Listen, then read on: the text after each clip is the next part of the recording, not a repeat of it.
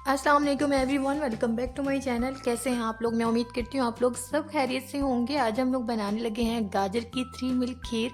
बनाना बेहद आसान है। इसका टेस्ट बिल्कुल वैसा होता है जैसे हम लोग शादियों में खाते हैं। हम सोचते हैं कि घर में वैसी खीर वैसा टेस्ट नहीं आता, तो उसकी कुछ टिप्स एंड ट्रिक्स हैं कि अगर आप उनको घर में फॉलो करें तो आपकी जो खीर है बिल्कुल परफेक्ट बन के तैयार होगी। तो जिसने अभी तक चैनल को सब्सक्राइब नहीं किया, काइंडली सब्सक्राइब करें, बेल के आइकन को लाजमी प्रेस कर दें।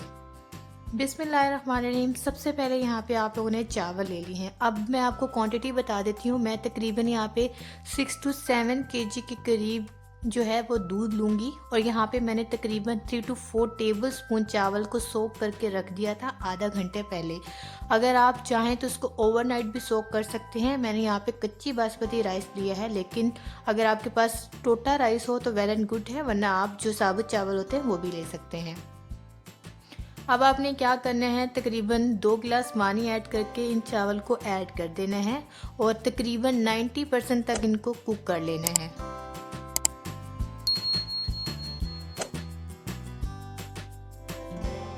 कुछ लोग चावल को डायरेक्टली दूध में ऐड कर देते हैं, तो उसकी वजह से क्या होता है कि चावल को पकने में बहुत टाइम लगता है। चावल सारा दूध ऑब्जर्व कर लेते हैं और जो खीर है वो इट्सेल्फ अपने में नहीं पकती और जल्दी से गाढ़ी हो जाती है, लेकिन उसका फ्लेवर वैसे नहीं आता। तो चावल को अगर आप सेपरेटली जो है वो बॉईल कर लेते हैं तो जो दूध है वो रबड़ी की तरह तैयार होगा, तो बहुत ज़बरदस्त जो है वो फ्लेवर निकल कर आता है। हम जब शादियों में खीर खाते हैं तो उन्होंने यही ऑथेंटिक मेथड जो है अप्लाई किया होता है, उसी से जो खीर का टेस्ट है वो निकल कर आता है। यहाँ पे तकरीबन मेरे पास 5 kg मिल्क है। ये नॉर्मल जो डेयरी मिल्क होता है वो है, और मैंने अच्छे से इसको बॉईल कर लिया था। इसकी साइड पे जो मलाई आई है वो भी इसमें डाल दी थी। तो दूसरी तरफ हम लोग गाजर तैयार कर लेते हैं। तो यहाँ पर मैंने 2 मीडियम साइज़ की गाजर ली है। अब आपने गाजर का इस्तेमाल ज़रूरत से ज़्यादा नहीं करना। यहाँ पे तकरीबन 6 to 7 kg दूध के लिए मैं यहाँ पे 2 मीडियम साइज़ की जो गाजर है वो इस्तेमाल कर रही हूँ। और ये जो गाजर है ये बिल्कुल कच्ची वाली है, अंदर से पकी हुई नहीं होनी चाहिए। इस बात का आपने ख्याल रखना है। और इसको आपने क्या कर लेना है, कद्दूकश कर लेना है।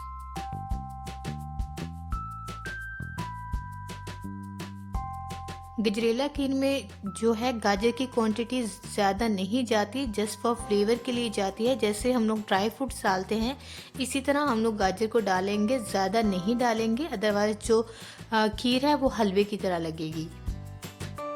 ये छोटी छोटी टिप्स होती हैं, अगर आप इनको माइंड में रखें तो आपकी जो घर में खीर है बहुत ज़बरदस्त बन के तैयार होगी।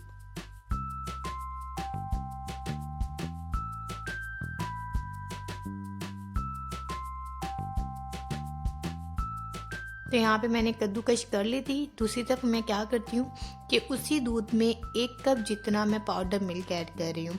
पाउडर मिल्क से क्या होता है कि इसकी कंसिस्टेंसी थिक हो जाती है और बहुत ही रिच फ्लेवर आता है।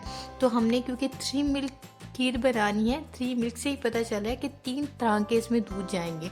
एक सिंपल जो हमारा डेयरी मिल्क होता है, भैंस या गाय का दूध ले लेना है। एक आपने पाउडर मिल्क ले लेना है। तीसरा भी आगे जाके बताऊँगी आपने कौन सा ऐड करना है। तो यहाँ देखें तकरीबन 90% तक जो चावल हैं वो कुक हो गए हैं। तो अभी हमने क्वांटिटी मुझे ज़्यादा लग रही है बॉईल होने के बाद। यहाँ पे मैंने 3 to 4 टेबलस्पून राइस लिए थे, ये भी ज़्यादा है। अगर आप क्वांटिटी कम से कम रखेंगे तो आपकी खीर बहुत ज़बरदस्त बन के तैयार होगी। तो यहाँ पे मैं बॉयल राइस के तकरीबन 3 चम्मच ऐड करूँगी बॉयल होने के बाद। साथ ही साथ जो गाजरें हैं वो भी हमारी कद्दूकश हो गई है। क्वांटिटी आपके सामने है, सिर्फ 2 गाजरें हमने कद्दूकश की हैं, इससे ज़्यादा नहीं की।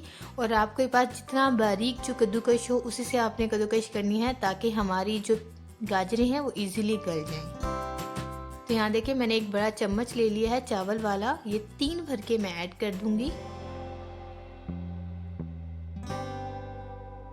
दूध में बहुत अच्छे से बॉईल आ गया था और इसमें जो हमने पाउडर मिल्क ऐड किया था वो भी अच्छे से डिज़ोल्व हो गया था। अभी आपने आंच को लो टू मीडियम रखना है, ज़्यादा तेज़ नहीं रखना। जितनी हल्की आंच पे आपकी खीर बनेगी उतनी ही टेस्टी बनेगी और उतनी ही ज़्यादा अच्छे से पकेगी। साथ ही साथ हम लोग इसमें ऐड कर देते हैं जो हमने गाजरें कद्दूकस करके रखी थी ये।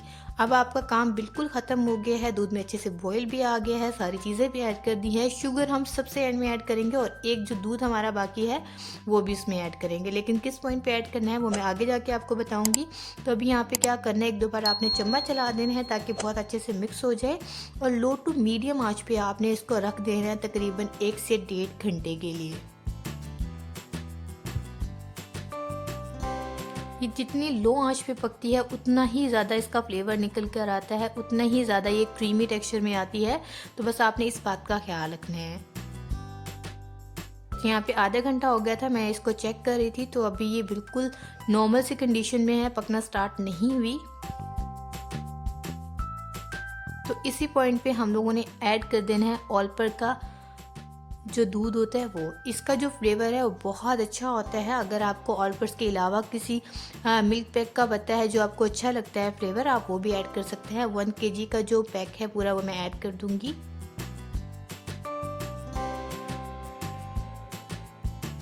अब जो गाजरों ने और चावलों ने सोक करना था राइस को, वो सोक हो गया है। अब जो सोक किया हुआ एक्स्ट्रा था वो हम लोगों ने मिल्क पैक ऐड कर दिया है। तो हमारा अगेन जितना क्वांटिटी दूध था उतना ही हो गया है। तो बस अब आपने इसको पकाना है तकरीबन 1.5 घंटे के लिए दोबारा। और बिल्कुल ये थिक होनी चाहिए, बिल्कुल ऐसी होनी चाहिए जैसे आपका खोया है। तो इसको हम अगेन पकाएंगे। शुगर हम लोग स्टार्टिंग में इसलिए ऐड नहीं करते थे, यहाँ देखें आपको दूध बहुत नज़र आ रहा होगा। अगर हम दूध की इस क्वांटिटी में अगर शुगर ऐड करेंगे तो हमारी जो शुगर है वो ज़्यादा जाएगी, लेकिन पकने के बाद वो और ज़्यादा मीठा लगेगा। तो हम लोगों ने शुगर ऐड करनी है जब हमारे पास खीर 90% तक डन हो जाए और 10% तक रहती हो। तो बीच बीच में मैं चम्मच चला रही थी और देख रही थी कि नीचे से लगे ना, और साइड पे जो बलाइयाँ आ रही थी मैं उतार उतार के इसके अंदर ही ऐड कर रही थी। तो बस आपने एक दो बार इसको चेक लाजमी कर लेना है।